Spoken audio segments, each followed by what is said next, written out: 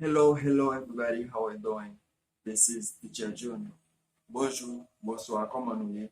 C'est Teacher Junior. Today, it's a pleasure for me guys. I'm gonna teach you 15 important verbs.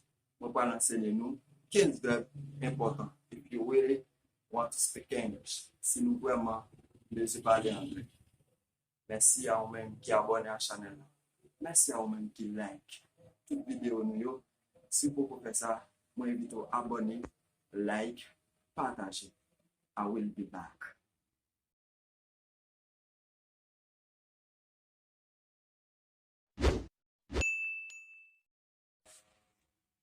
Nous retourner. Merci à vous-même qui fait ça demande yo. Ou même qui te like, ou même qui te abonner à la chaîne là, ou même qui peut faire ça. Please like vidéo sur le abonner à la chaîne là et puis peser petite cloche notification ou mettre sur tout. Si le français, si l'en anglais, all ou peser, si l'en espagnol, la todas ou peser comme ça. Ou recevoir une petite notification chaque fois que poster une vidéo.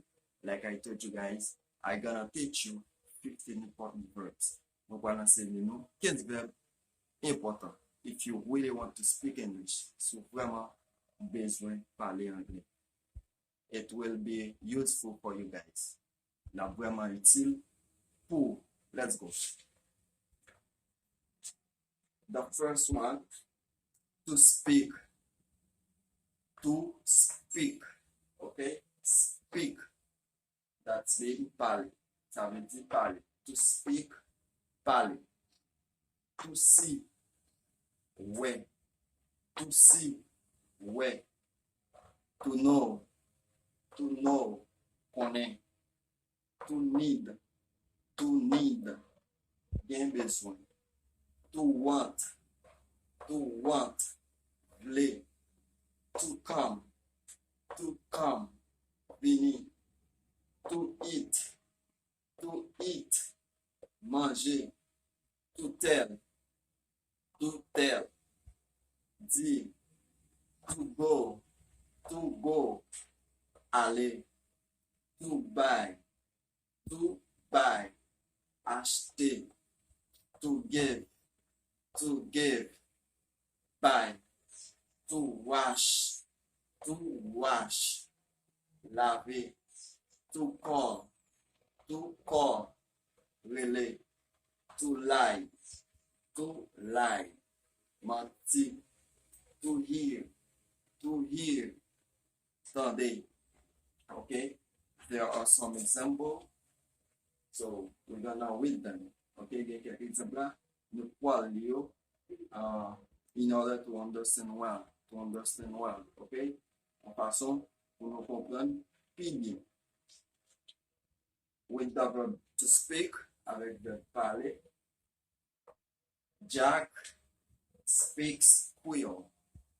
Jack speaks Creole. Jack parle Creole. Okay, with the verb to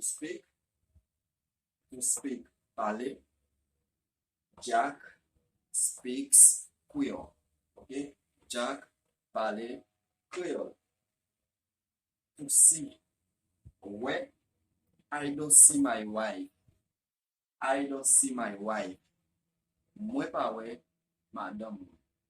I don't see my wife. I don't see my wife. Okay? Moi pas ouais, madame. To know, connaît. I don't know that girl. Okay? Moi pas connaît ça.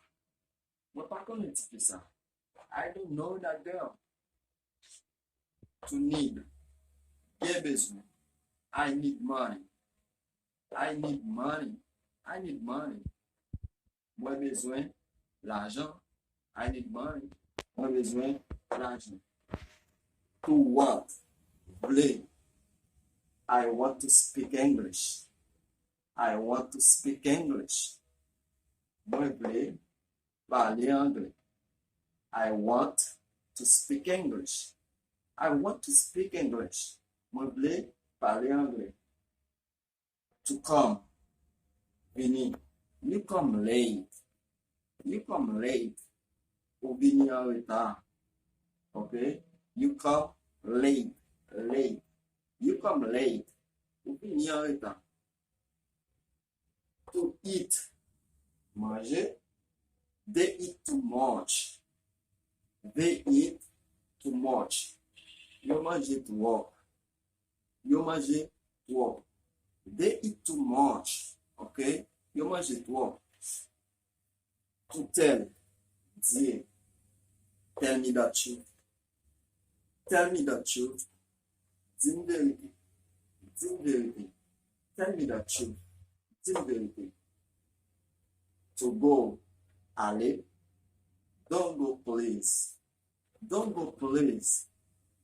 Don't go please. Parlez s'il vous plaît. Parlez s'il vous plaît. Don't go please. To buy. To buy. Acheter. I buy a car. I buy a car.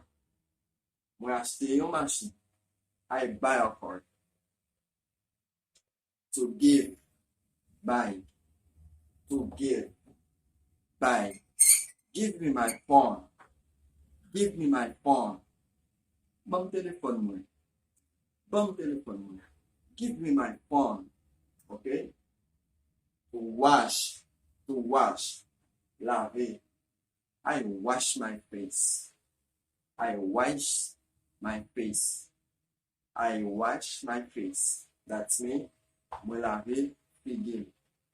I wash my face. Me laver figure. To call. To call. Really. Call me later. Call me later. I'm busy. Call me later. I'm busy. Really, Peter. I'm occupé. Call me later. I'm busy now. Really, Peter. I'm occupé pour now. Call me later. I'm busy. I'm busy. Busy. Call me later. I'm busy. Really, Peter. I'm occupé. To lie. To lie. Mentir. He lies to me. He lies to me. He mentir. He lies to me. To hear. To hear. Today. I don't hear you. I don't hear you. Speak up. I don't hear you. Speak up. Mwen pa tande ou. Pale fort. Mwen pa tande ou. Pale fort. I don't hear you. Speak up. Okay, guys? Try to read them by yourself. Essaye de yo pou kontou. These are 15 important verbs. Okay? 15 verbs important. Try to read them. Try to make some sentence by yourself. Essaye fè kek phrase pou kont nou. That will help you to speak English better. That will help you to speak English fast. Ça veut dire parler anglais plus bien. Ça veut dire parler anglais plus rapide. It was a pleasure for me, guys, to teach you 15 important verbs. C'est un plaisir pour me enseigner 15 verbes importants. Wap like vidéo a sou telemen. Wap partager la avec zami. Don't be selfish, guys. Ne sois pas égoïste. C'est pour ne pas égoïste. Try to share with your friends, with your family. Essayez de partager avec zami ou, avec famille ou. Abonnez à channel là. Et puis pesez petit cloche ou ya. Mettez-le sur tout. Yon façon pour jeune toute notification nous chaque fois nous poster une vidéo. Merci à vous-même qui fait ça déjà et merci à vous-même qui peut l'abonner. See you guys.